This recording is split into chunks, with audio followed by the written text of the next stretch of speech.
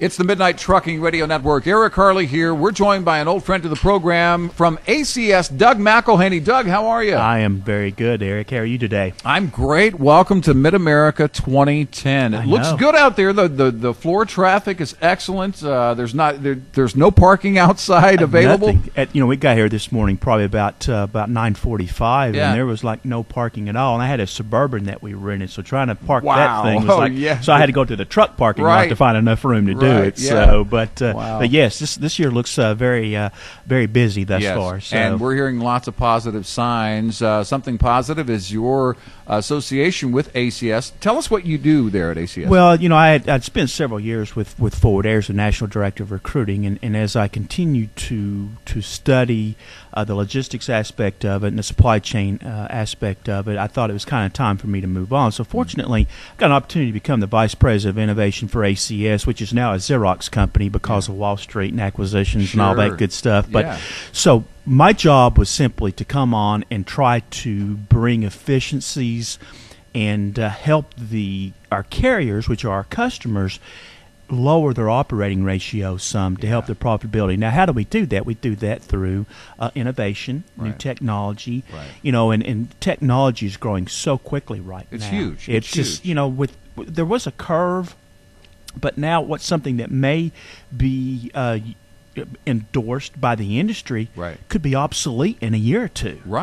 So just because the technology is moving so quickly now. Yeah, and it's interesting to see that because I got to be honest, years ago the industry was kind of reluctant to pick up on that technology. Even some of the stuff that was simple early on, we think in terms of simple like the cell phone and the laptop and everything else, but now those are commonplace in the trucking industry. So we're seeing a lot of this, and now drivers are actually, when they call us on the show, they actually brag about all the technology in their trucks. It's pretty amazing to see this. And it's amazing. And I tell you something else that just truly amazes me every time that we talk about it or spend some time with drivers is the smartphone. How many applications they have now, you know? So it's just amazing how the smartphone and the cell phone has changed the industry. Because my first job out of college was in dispatching. And I remember drivers used to have to find a place for a check call, and then wait in line for the phones, and then get back in their trucks. And in all honesty, the industry lost billions of dollars of productivity every year just trying to do a check call. Exactly. So, if you think about it in terms of just stopping that truck for 60 seconds, you're going to pull off the road, find a safe place to park,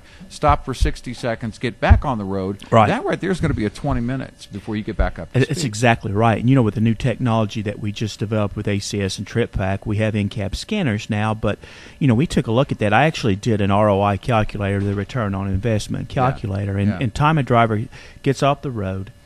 And sometimes drivers, they think, I don't need fuel, but I have to get my paperwork turned in by X time, or I'm not going to get a paycheck next week. So, so at time you do that, you get off once again. You get off, you find a parking spot, you do this, you lose an entire hour. Where we took a look at that, and I did a return on investment, and because typically a driver can let's do 40 to 45 miles per hour. I think that's very safe.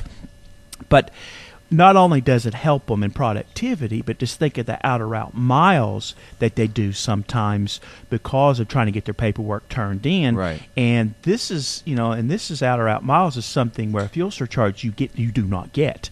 On outer route miles. So, and fuel's $3 a gallon now. So it doesn't take long to justify spending the extra money on technology and innovation to try to help yourself get it. It's a better quality of life for the drivers too. It really is, and making your operation as efficient as possible is something that is really important, especially post-recession. I mean, as we start to come out of this, start to hear more and more positive signs that tell us we may be heading out of this on a more permanent level here.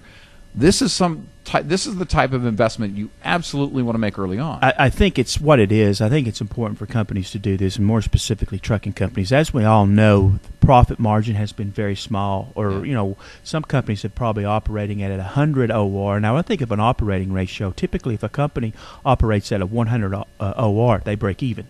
If they operate at 101, it's actually costing them a penny per mile to do business.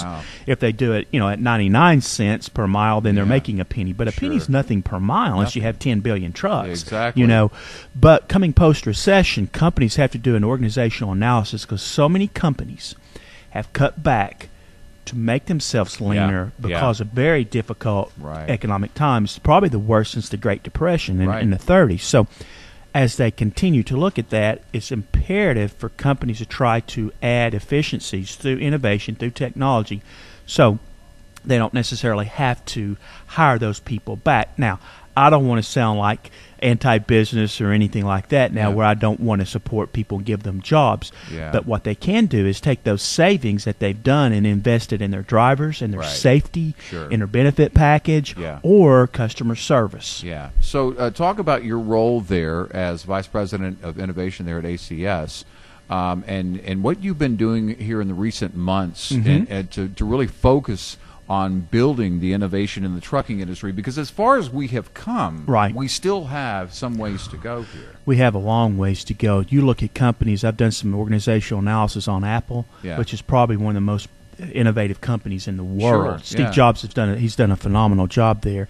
But what we have done is what we're doing is it's important for me to gather new ideas, Eric, and I do that internally through iPitches in our organization from our employees at ACS and Xerox, Trip Pack there. I do that by talking to a lot of drivers. As a matter of fact, I have at Matt's today, we have a focus group for owner-operators and company drivers and I've given them about 2 or 3 weeks to prepare for this and say, okay, what's a bug list? A lot of companies, this bugs me, that bugs me.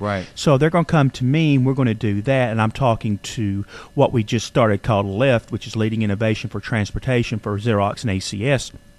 We are getting executives at carriers, and we're getting executives at shippers to take a look at their supply chains and see what we can do to add efficiencies for the carrier to create a win-win situation for everybody. And so that's what I've been doing, basically. Wow, it's a huge job, though. I mean, it's no small role because it's very challenging. It has I can see a ripple effect going forward here that really is going to kind of lead the way. And you were a part of that in your former position. And obviously, you're part of that now in this efficiency role, which makes the entire industry more efficient. But more importantly, that means commerce is more efficient. That means stabilization of the price of goods that we move and everything else, and also a healthier profit margin for these companies, so that in a leaner time down the road, they're going to be better prepared. Well, I think that's important. I think companies need to learn what they've experienced for the past 24 months and moving forward with that.